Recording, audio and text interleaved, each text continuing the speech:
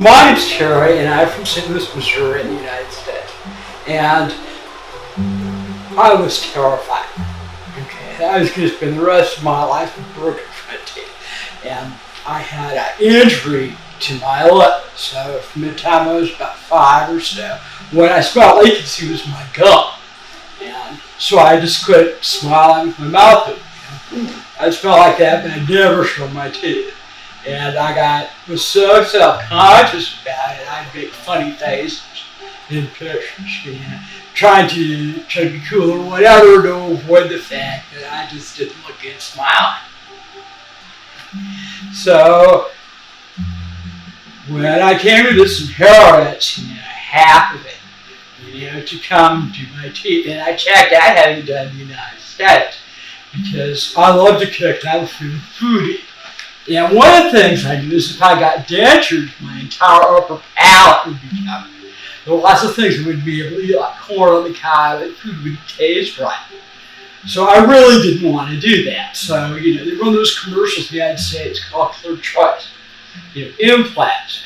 Oh, cool, let's check that out. It was $40,000. And that would be going in debt. It'd take everything I had, and I would be in debt for probably 15 years. And it just didn't look like it was a good thing to do. And I heard from a lot of people that they weren't really happy. So I started looking at international things. And I sent out queries to a lot of places asking how much, explaining my whole problem.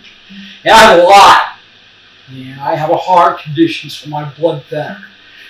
I have Crohn's disease, so I need to avoid stress. And, I'm profoundly deaf. And not everyone's willing to ride or deal with that. So a lot of places just wouldn't deal with it. And I'm sure some of it was a health concern. But I feel like the other part was the deafness. It was just too hard. So even though they claimed to be willing to accommodate any language, apparently raw English was just too much for them. So I heard back from maybe 5 clinics. And they were all over the place. There was another one in India, and I started really comparing the services and the size of practices. And when I realized FMS had several hospitals and several dentists working out at each hospital and dental school, and that made me realize that this is a very established practice. It wasn't a fly-by-night thing. It wasn't just an attempt to get money from patients. These are people that knew what they're doing. And so I chose FMS. And I'm not sorry. I can only afford to get the upper ones done, but I know if I come back, and I hope to come back, I'll be having lower ones done here. It's just a couple in back. I couldn't be happier with the results. I had so many broken front teeth. And I have long roots, so I was terrified of people. I am a coward about that. I think at one point, everyone in this building had their hand on me. It was holding me down, or the teeth were pulled. And there was no pain. It wasn't that. It was just my fear. And there were a lot of things I prefer that were so much better than the United States. But think of that. The hygiene, okay? You think the United States had all these clear standards, but not really. I mean, if you pick you a dentist chair and pull a tooth, there's no extra need for sanitization or anything.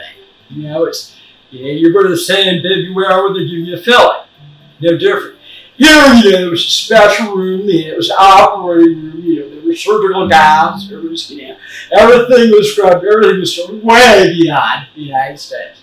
Way beyond it. So I felt like I had much better care than I would have gotten in the United States. And other people told me they didn't think that would be true because, it was India. And they're just wrong. Okay? The truth of the matter is dentists here study longer, okay, than they do in the United States. And so, it's a very careful thing. And I like people, felt like family. And when I would go away, for a while, I would see them for a few weeks. I really miss people. And I can't say I have ever missed an American dentist. So, so that was dope. And I just feel really warm welcome here. And I'm going home tomorrow, and I'm sad about that because I really enjoyed Hyderabad, enjoyed meeting people. Everything's laid back, and they call it India time, but really what it means is, it'll happen. Okay, just be patient, don't worry about it, things will happen, they're supposed to happen. And that's a great way to live because really, you can't control other people, you can't control other things happen.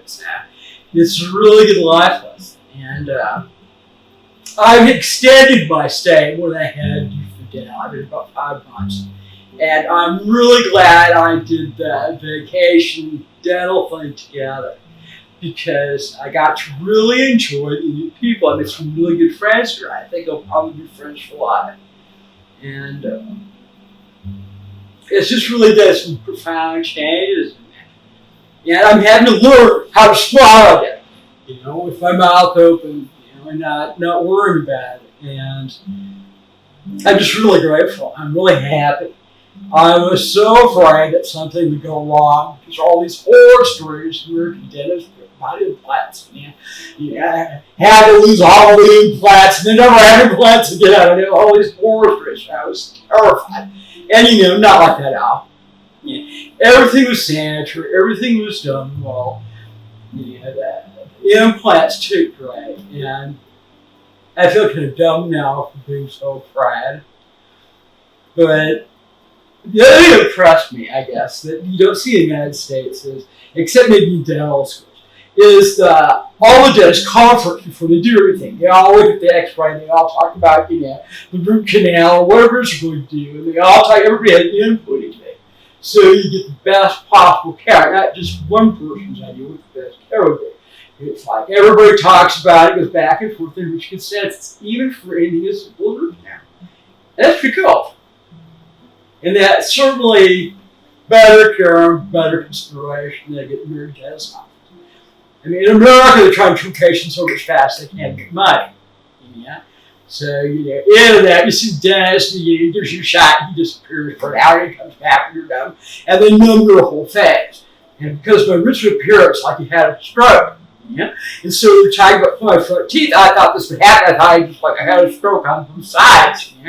I was really looking forward to that because usually I'm numbed about here, right? And no, they numb each individual tooth.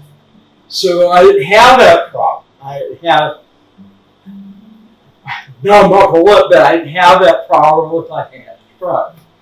And so it wore off sooner, and I was able to drink things and warm lap. So much better product. Just much better product. And the way the teeth are extracted is different. In the United States, you just grab a whole and go back and ensure that out. It's a very violent thing. Here it's very slow and very careful. They work the gum, they work it very gently for it. And it's not even near as traumatic. I was still terrified because we're talking about it, but really, it's the best experience I've had of an extraction. I mean, it's no pain, and, a lot of people making sure I was okay. And, well, I got a little freaked out just because I was having a tooth pulled out from anything that actually happened. Bring away, give me time to recover. That would have happened. They just keep working them out, try to get rid of them. And it's just a whole different thing. So I'm very grateful, very glad I came here. And like I say, I'm sorry to go home. I'm going to miss India. So thank you, FMS. Great job.